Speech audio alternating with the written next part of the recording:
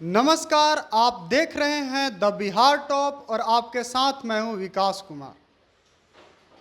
जैसा कि आप सभी जान रहे हैं कि बिहार में आगामी जो विधानसभा का चुनाव होने वाला है 2025 में, उसको लेकर के चाहे सत्ता पक्ष हो या विपक्ष, चाहे बिहार के मुख्यमंत्री नीतीश कुमार हो या तेजस्वी प्रसाद यादव जो कि नेता प्रतिपक्ष हैं, सभी अपनी अपनी तैयारियों में जुट चुके हैं। चाहे एनडीए हो या महागठबंधन, कोई कसर छोड़ने को नहीं है। सभी अपनी तैयारियों में लगे हुए हैं। कौन आने वाले चुनाव में बाजी मारेगा ये तो खैर वक्त ही बताएगा, लेकिन एक खबर आ रही है कि अगर नेता प्रतिपक्ष तेजस्वी यादव बिहार के रन को, बिहार के जो 2025 विधानसभा चुनाव का रन है, अगर उसको जीतना चाहते हैं तो उन्हें प्रशांत किशोर और ओवैसी इन दोनों के खिलाफ भी एक सटीक और सधी हुई रणनीति के साथ चलना होगा, क्योंकि उनके लिए चुनौती सिर्फ नीतीश कुमार नहीं है, बड़ी चुनौती बनने जा रहे हैं प्रशांत किशोर और ओवैसी भी।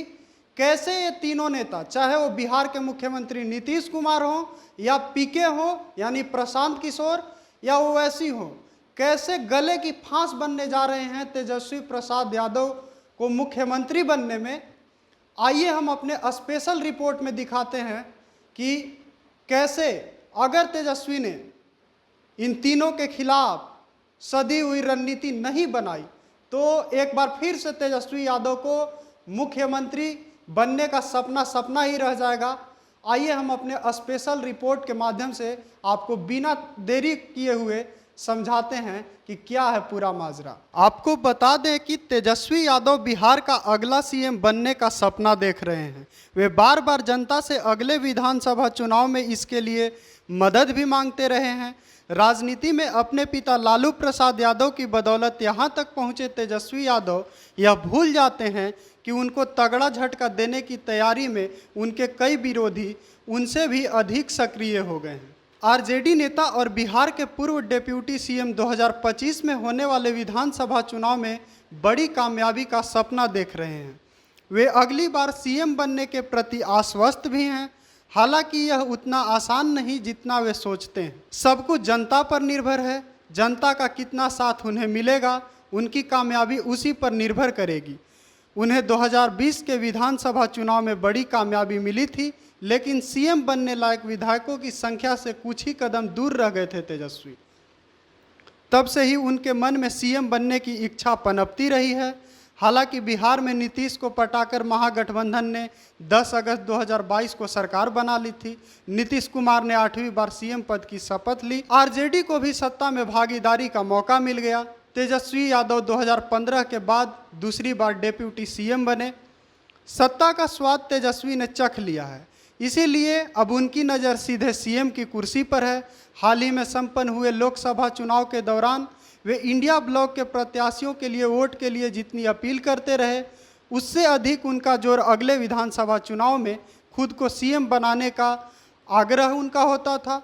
लोकसभा चुनाव में इंडिया ब्लॉक को 9 सीटें मिलने के बाद तेजस्वी का मनोबल और बढ़ा है। अब उन्हें सीएम की कुर्सी ज़्यादा दूर नहीं दिखती। आपको बता दें कि चुनावी रणनीतिकार से सक्रिय राजनीति में कदम रखने जा रहे प्रशांत किशोर उर्फ पीके तेजस्वी के लिए परेशानी का सबब बनकर उभर रहे हैं। जाति धर्म का बंधन तोड़ लोगों की भागीदारी जिस तरह पीके की सभाओं बैठकों में होती रही है, उससे आरजेडी नेतृत्व भी चिंतित है।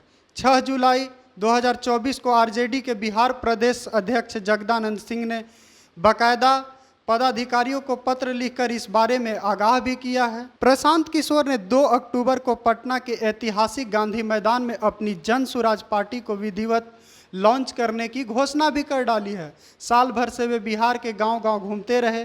संगठन का ढांचा उन्होंने पंचायत स्तर पर खड़ा किया है। प्रशांत के निशाने पर नीतीश कुमार भी होते हैं, लेकिन जोरदार हमला वे लालू यादव और उनके बेटे तेजस्वी यादव पर करते रहे हैं।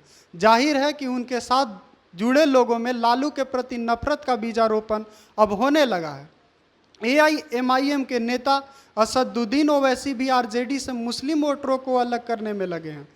उन्होंने इसका ट्रेलर भी पिछले विधानसभा चुनाव में दिखा दिया था। उनकी पार्टी के 5 उम्मीदवार विधानसभा पहुंच गए थे। सीमांचल में ओवैसी का प्रभाव अधिक है। नीतीश कुमार तो भाजपा के साथ मिलकर तेजस्वी की खाट खड़ी करने में पहले से ही लगे हुए हैं। भाजपा से नीतीश को अलग करने की लालू तेजस्वी ने जितनी चालें चली वे अब बेअसर हो चुकी हैं। इसके अलावा सीबीआई और ईडी की तलवारें तो तेजस्वी की गर्दन पर लटकती ही रही हैं। बहरहाल आगे क्या कुछ होता है, कौन सत्ता के शिखर पर 2025 के विधानसभा चुनाव के बाद पहुंचता है, ये तो वक्त ही बताएगा। फिलहाल के लिए इस रिपोर्ट में इतना ही। आगे के खबरों से जुड़े रहने के लिए आप देखते रहिए द बिहार टॉप।